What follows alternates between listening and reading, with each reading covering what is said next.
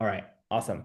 So welcome everyone to one of our last panel for this season. So we are actually tapping into the realm of pediatrics, and we have a wonderful resident who's currently applying a fellowship and who is also my undergraduate friend from Hopkins. So let's welcome Christy.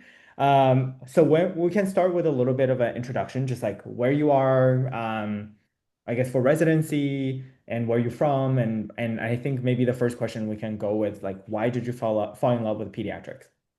All right. Hi, everyone. My name is Christy. I was born in New Zealand and I grew up in China. I came to the US for undergrad and I actually went to Hopkins with Zach.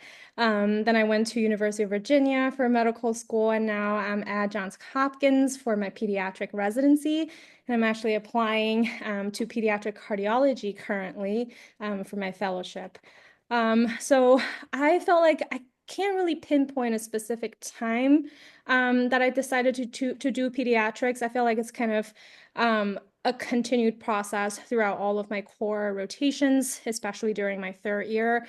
I can actually say though, I think I fell in love with cardiology before I decided I want to do pediatrics. So I did an adult cardiology rotation pretty early on in my third year, and I did a pediatric cardiology rotation. Those are kind of like a 1 day or 2 day elective for us to explore different fields. And I remember coming out of that pediatric cardiology clinic thinking that this is what I want to do. Then I did my core pediatrics rotation, and then I feel like that's probably when I decided that I want to do pediatrics. And of course, I explored internal medicine. I thought I wanted to do surgery for a split second after my surgery rotation, but I eventually decided to do pediatrics. Sounds great. Can you I guess um I feel like one of the things that our listeners or our F1 doctors mentee base might not be super familiar, and it's something that came to me once I started med school, is how adult medicine is so different from pediatric medicine. So Mhm. can you tell us a little bit of like when you're deciding in that bifurcation, adult or pediatrics, what made you kind of want to go into a pediatric route and then go to cardiology? Yeah. So I think, of course, the patient population is really different. You gotta love working with kids, and I love working with kids from babies to adolescent, and I just love my patient population. And of course, it's very different than adult population. The pathology is also very different, and for sure, it's changing throughout this age continuum. So, for example, if you were to go into neonatal ICU, the pathology and the diseases that you're going to be managing is completely different than, for example, if you want to go to adolescent medicine. So I would say that the diseases that you're seeing is very different compared to adult medicine. And then of course, you got to love with the patient population that you're working with. Now, in terms of pediatric cardiology, this is maybe being a little bit too specific. I do love congenital heart disease, and I think thinking about congenital heart disease in the pediatric population is for sure kind of different than the conditions that you will be seeing in adult cardiology. So, general pediatrics is different than general internal medicine, and pediatric cardiology is also very different than adult cardiology. So what made you fall in love with congenital cardiac defects for children? Like, is that something like the mechanics, or in particular you had a lot of experience with that patient population? Mhm. So, I think it's just so interesting to think about the physiologies, the different kinds of congenital heart disease. It's just very kind of interesting to think about how does the heart work and what would be the problem that you can run into. And then I think the patient population is also just super lovely to work with. A lot of my preceptors, both in medical school and in residency, have told me countless stories of how they can take care of a patient from the moment that they were born all the way to when they're 18 to 21 years old. So you are actually there with the family and with the patient throughout this journey. I think it's just a privilege to have as a physician. And just kind of as a side note, there's actually a field called adult congenital cardiology, and you can go into that either through pediatric cardiology or adult cardiology. And these physicians see adults with congenital heart defect. So now, as we're seeing more kind of better outcome for our patient population, this is a new field that's developing. So it's a super exciting field for sure. Hmm. And I think I think actually when we're in my like the pediatric exposure day, we actually saw I think the patient was about 26, 25 years old at Boston Children's. And then I think he came in with tetralogy flow. And I think it's so amazing that the whole pediatric team can still take care of this patient so longitudinally that they know Mhm. the patient since they were born, and then they have like general follow-up every other year coming into Boston. And I think that longitudinal aspect is very amazing. Yeah, and for Mhm. sure, it was actually the first patient that I saw in that outpatient pediatric clinic was a patient with tetralogy of Fallot. And before that day, I'm sure we've all learned about tetralogy of Fallot, single ventricle patients in our lecture, but I never realized, I've never seen it in real life. So I think it's just super interesting to meet these patients and take care of these patients in real life. Mhm. Wonderful. And I think one of the questions that we have in the chat, what is the most challenging aspect of your day-to-day life right now? Thinking about whether, I guess maybe now as a resident, but also things might also have changed when you went from internship to like the last year of residency, but also maybe like what's the most challenging aspect of your day-to-day do you expect to have as attending? hmm So I think for sure the challenge change as you progress through training. I remember when I was an intern, the challenge is really to understand how the hospital works. I feel like throughout medical school, I had an understanding of what a hospital is like, but once you become an intern, the day in and day out, the different tasks that you're supposed to do, the logistics within the hospital, I think that was kind of the most common challenge that a lot of the interns face and just how to be effective, how to work effectively and efficiently in a hospital space is also something that was challenging in the beginning. But now, as I progress through my second year, now I'm going to go into my last year of residency in just literally 10 days. I think the challenge now becomes how do I be an effective team leader? How do I help my interns? How do I help my medical students to really achieve their goals? So I think as I move into this more senior position, then I guess my biggest challenge, in a typical day in the ward is really how do I teach my fellow interns and my fellow medical students? Now, you've probably heard this from many, many people. One of the common challenge throughout residency is also wellness. How do I balance my work and my life? Because of course, I'm sure through all of the different residencies, so you're going to work, 12-hour shifts, you're going to work 24-hour shifts. So it's so important to find something that you love and a way to kind of decompress after a long work day. So I'm sure you've probably heard this from other panelists before, but something that I found in challenging in the beginning and have found different ways to cope with throughout residency. I think on the light of like work-life balance and wellness, I think can you tell us a little bit of how some of the strategies you've learned and how you as a pediatric resident, are there like maybe specialty specific things of, about your work-life balance and how you can, achieve a better one as you go through pediatric residency? Yeah, so I think first of all, it's important to find habits, or you're like, sorry, not habits, hobbies, throughout residency. So, for example, one thing that I started doing is gardening. I'm currently growing my own tomatoes. Started growing two blueberry bushes last year, and they finally produced some blueberries this year. So when I get home, I flower my plants, and it can be a way for me to decompress. Talking to your residents, your co-residents is also important. I feel like oftentimes when we are having a very difficult day at work for whatever reason, it's just so helpful to kind of talk to your co-residents who also understand the process and what kind of situations that you're in. Other things I'm trying to be better at, I'm trying to exercise a little bit more. I actually may go to the gym after we talk today. Hopefully, I'll go. But it's just kind of important to find some hobbies that you can do outside of the hospital. And then other things that I've seen my other friends do is really to just when you're really having a difficult time, for example, with specific situations in the hospital, we do have resources in the hospital that comprises of different healthcare workers that you can talk to. So kind of people that are outside of, your friends group, kind of like a third group of people that you can talk to that can provide you additional advice. So I'm sure different hospitals will have their own team to support residents through difficult or challenging situations that they encounter in the hospital. Gotcha. And I think maybe we can switch gear a little bit to talk about maybe 2 years ago when you were applying to residency. Can you walk us through a little bit of the timeline in terms of, I'm sure there's also like school specific aspects, but maybe in general for people who are interested in going to pediatrics, what are some of the specific timelines and also what are some of the like advice that you would give them in terms of going into pediatrics? Yeah, so I think the general timeline is pretty similar to the other subspecialties like internal medicine, and I guess surgery should be pretty similar. It follows the general ERAS timeline.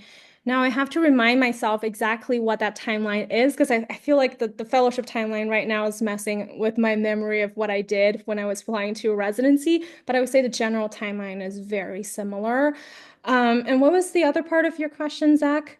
I think like in terms of applying into pediatrics, are there like spoken slash unspoken like rules or things you would recommend people doing in terms of if the heart is set on going to pediatrics? Yeah, so I think I've asked, at least when I was applying, I asked the kind of my attendings in the Department of Pediatrics, like how many programs do I need to apply to? How do I pick different programs? And I'm sure for our audience, because we're all here on a student visa, what kind of visa should I be looking for? How do I kind of reach out to the program to make sure that they have the visa that I need? So what I did is actually, I think I applied to maybe 20 programs, which is a little bit more than what some of my other friends apply to when they're going to pediatrics. So I applied to a little bit more just to be safe. And I did reach out and I emailed each program individually to confirm that they have the work visa that I need. So I think that's, even though it's kind of an extra task that we have to do, and I did end up emailing a lot of the programs, but I think it's just nice to know ahead of time whether or not this program will be a good fit for me given my international status.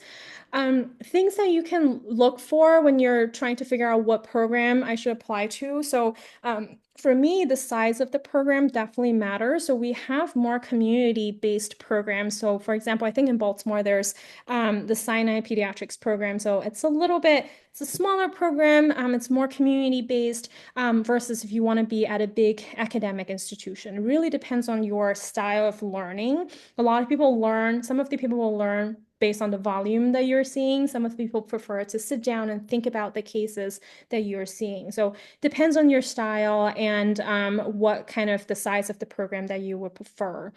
The other determining factor for me is whether or not the program has the subspecialty that I want to go into. So let's say if you want to go into pediatric rheumatology, it may be helpful for you to go to a pediatric residency program that has a robust rheumatology program. It's just for people who kind of know in advance what they want to do. It's something else that they can think about. And last but not least, for me, at least when I was choosing a pediatric program, the geographic location was super important for me. My husband at the time was doing his PhD in Baltimore, so it was very important for me to stay close to the region.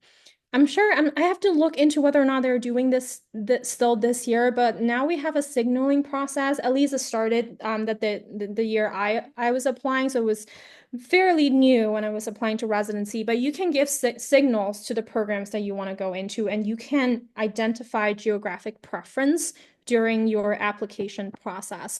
So it's just another way to communicate to the program your preference.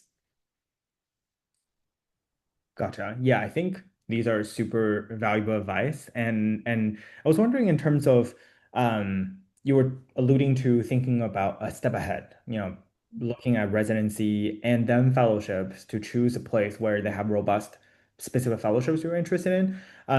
Does that come with like networking or talking to people who are in the field, or are there specific resources or place to look at? Oh, Hawkins has a really good cardiology program, so I want to come here and then do pediatric cardiology.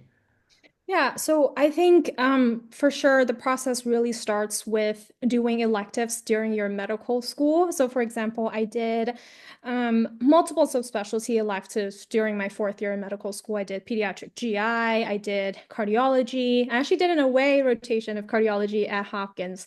And then I can talk about away rotation a little bit later on. So I think it starts with doing those electives during medical school, getting to know the people. First of all, you kind of get a sense of what you like when you're doing those electives. Then, as you're rotating through these departments during your elective time, you get to know the faculty in that department. And oftentimes, a lot of these faculties, they kind of know each other across different institutions. So I think that's a good starting point. First, for you to get to know the people within your own institution, then they can always help connect you with other faculty members at other institutions if you're interested. And then for me, because I really wanted to see what Hawkins is like during medical school. That's why I did an away rotation. And at that time, I had already known that I want to do pediatric cardiology. So that's why I decided to do an away rotation. And it's really a good kind of introduction for me to kind of to Hopkins and what the hospital is like and what the vibe is like in general. So I think if you're seriously interested, so I just want to say doing a away rotation is not required for pediatrics, but if you're really interested in a residency program, it will be helpful for you to do an away rotation, just for you to know what that program is like and whether or not you think that program is a good fit for you. And I guess for is if that's like when you're talking about, oh, you can talk a bit about away rotations. I know this is not really required for pediatrics, as you said. I guess how does that process work in terms of contacting away rotations, and is that like application process related to these pediatric away rotations? Yeah, there was a separate application process for away rotation, and I have to remind myself the name of that application. It's like similar to ERAS, but it has like its own specific name. Let me see if I can find that website. It's kind of like everything that you do in medicals. It's the Visiting Student Learning Opportunities, VSLO. So it's a program or a platform that helps medical students to apply to away rotation. So I guess other people especially surgical specialties tend to apply to a lot of different away rotations. So we just kind of use a similar platform. Mhm. There are, I think, different institutions that may use their own application platform. So I recommend you to kind of look into different institutions that you're interested in and see if they participate in VSLO for away rotation. I did my away rotation actually before I submitted my ERAS because I was trying to build connections. I was trying to learn the program. So I would recommend if you're really interested in a program to do that before the interview season or before you submit ERAS. Mhm. Gotcha. And when you're talking about, applying in the interview season, do you remember anything particularly like during the interview season and ranking programs? I know you kind of alluded to the signaling process, but how do you feel like interviewing for residency is slightly different than interviewing for med school, or are there particular things that you learned in that process? Yeah. So I think a lot of the information, the basic information already for the different programs, I kind of already know just by doing some research online. For example, the size of the children's hospital, the volume of the patient populations, what kind of subspecialties they have, and of course the size of the residency program. And what I really learned, I know at the beginning of my interview trail, I was trying to write down all of the information I can get during the interview day. But I feel like at the end of the day, every time you interview with the program, you just kind of get a general sense of what the people is like within that program and whether or not you feel like you kind of fit into that program. And other things I look for sure, you will get a chance to ask questions during the interview process.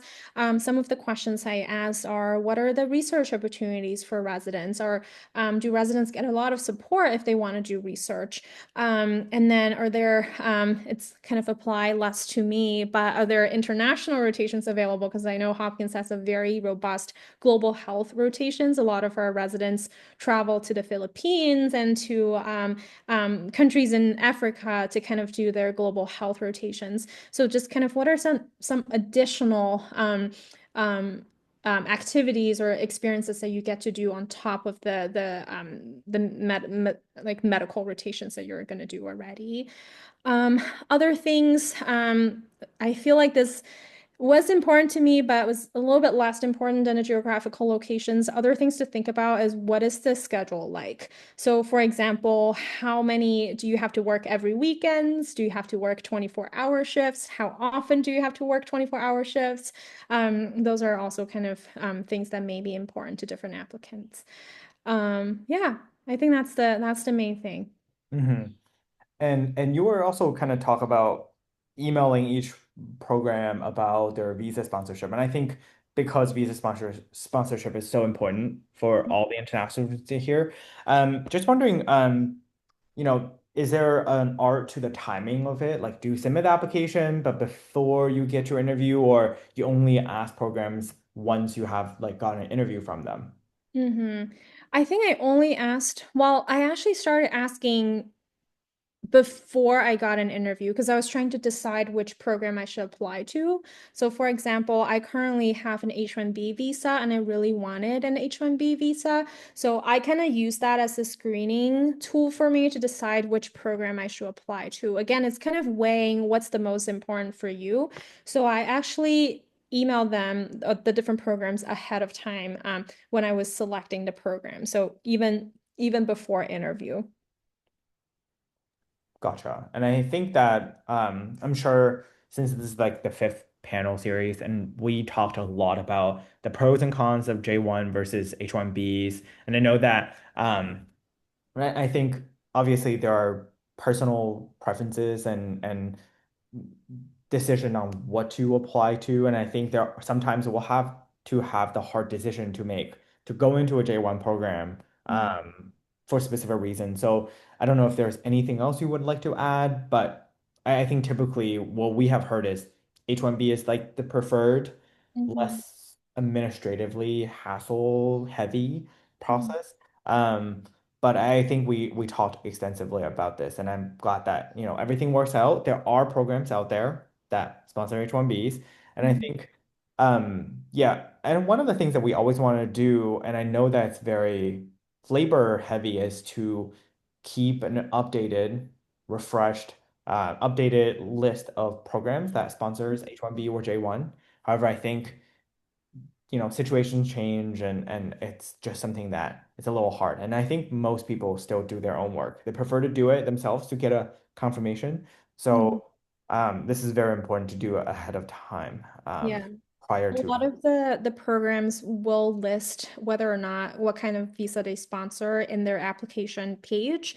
There were a couple that didn't specify for me, and those are the programs that I messaged or reached out to ahead of time to confirm if they can sponsor, first of all, and what kind of visa they can sponsor. Have you encountered anything with like a case by case determined by the program? Like, how do you approach that? Yeah, so I actually, just because of how important this is for me, I actually, for I guess one or two programs that I didn't hear back from like emailing, I actually asked them or my interview or during my interview day. So again, it depends on how much you want to prioritize this. But I did end up asking one of the program during my interview day, and it really depends on who is interviewing you. So, for example, if an attending or is interviewing you, he or she may not know enough about the visa process. But I was interviewed by actually the program director of that program, so I felt like, oh, so maybe a good time to kind of ask and get confirmation. And he was actually really nice because he didn't have a definitive answer at that time. I guess they were doing this by a case by case kind of manner. So he actually went to ask his department chair after the interview day and got back to me. So I Mhm. think if there's any kind of uncertainty and if this is really important to you, feel free to ask during your interview day, depending on who's interviewing you. Because again, people may have different kind of level of knowledge about the visa process. That's one thing that you can consider doing during your interview day. Yeah, and I think your answer actually reminded me of another question. I don't think I've asked a lot, but in terms of deciding residency, like another factor could be how well are international students supported as residents. Do Mhm. you find that a lot of the programs sits on this diverse spectrum? Like some programs just treat you as if you're domestic, don't have any additional resources, versus some other programs that has a very robust system to support international residents. I wonder, do you have any opinions or experience with that to share in terms of when you were deciding on where to go for residency? Yeah, I don't think I have a lot of experience with the other programs, but with Hopkins, I actually felt pretty supportive. My visa application process went very smoothly. We have staff within the program director office that kind of guided me throughout this whole process.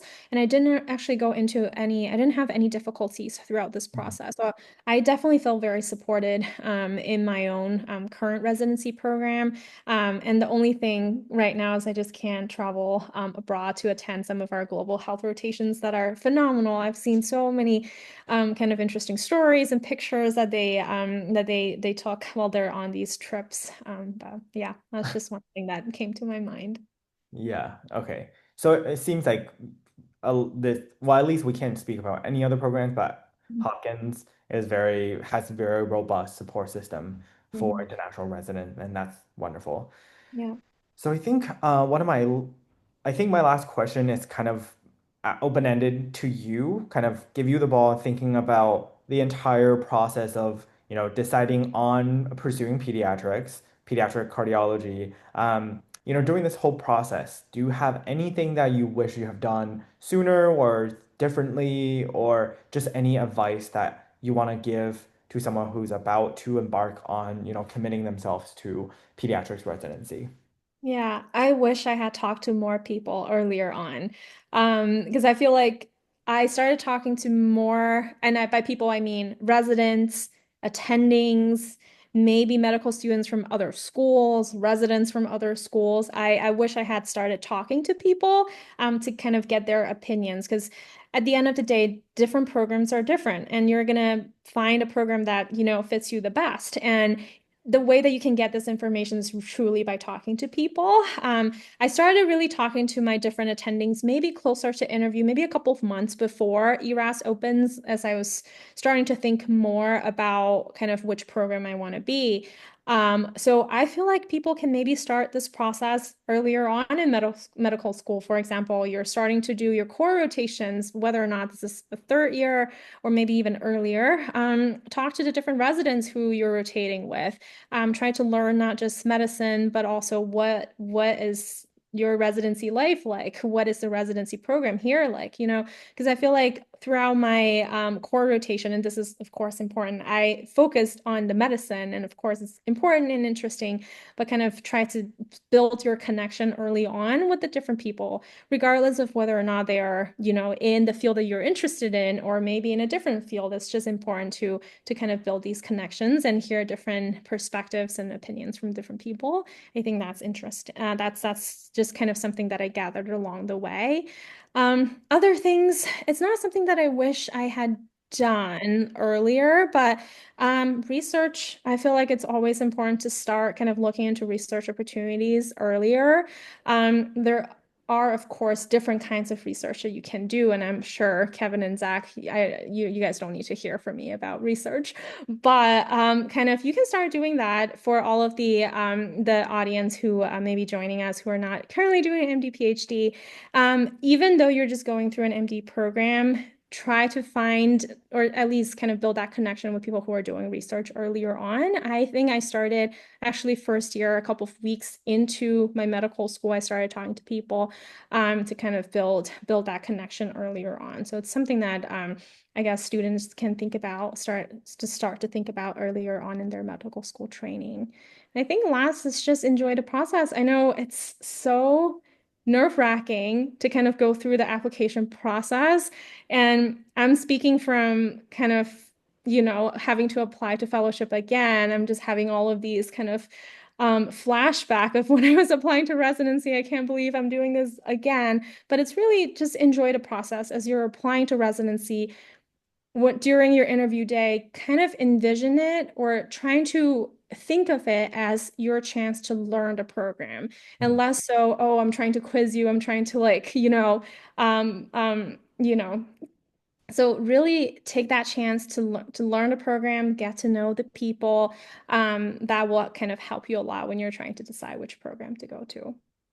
Yeah, and I think that's so true, especially when you're thinking about residency interviews. What I've heard is that you are just the not I wouldn't say power, but the agency that you have Hmm. over your application is tremendously higher than when you were as a pre-med trying to get into med school. And I think that mindset has to change. And I think once you change the mindset, you actually will enjoy the process a lot better and you will actually find a better program. Like, That's a really good point, Zach, because I think it answers one of your points that you brought up earlier. How is this different than when we're applying to medical school? You're yeah. really trying to find a program that fits you, that fits your style of learning, that fits your career goal.